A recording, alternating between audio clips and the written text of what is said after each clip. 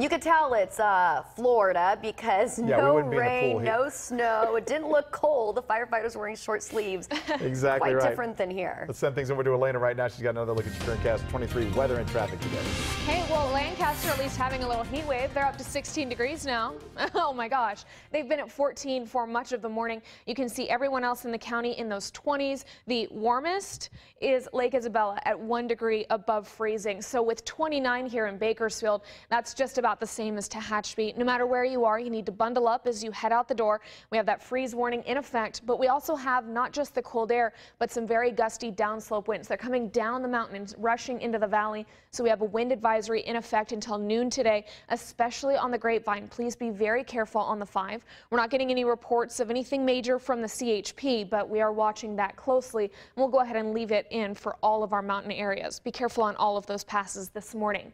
And as you walk out to your car, you may see a scene like this. This is sent in by Bree Pear of Bakersfield of her windshield yesterday. And we are much colder for a much longer period of time today. So give yourself a little extra time to run that defroster.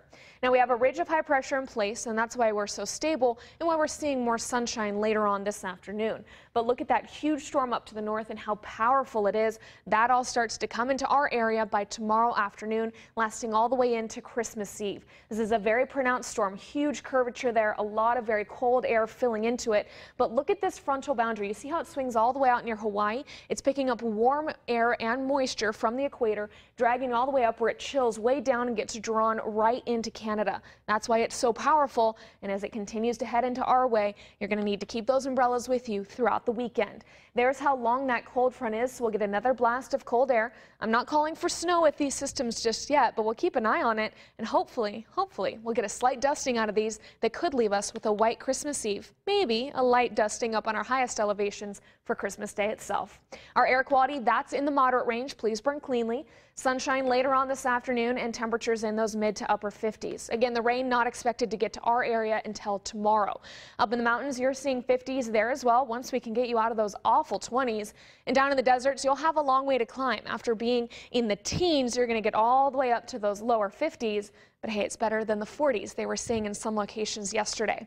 So let's take a look at your traffic now, which other than some winds on the Grapevine looks fine. Here in the central part of town, all of those highways look great. Nothing major to report, but we are keeping a very close eye for all of you national travelers. If you're heading anywhere near this storm, like Larissa was just telling you, with that horrible tornado damage out of Mobile, Alabama, you're going to see a lot of severe weather across the south today. This huge blizzard shutting down some airports, some major interstates there.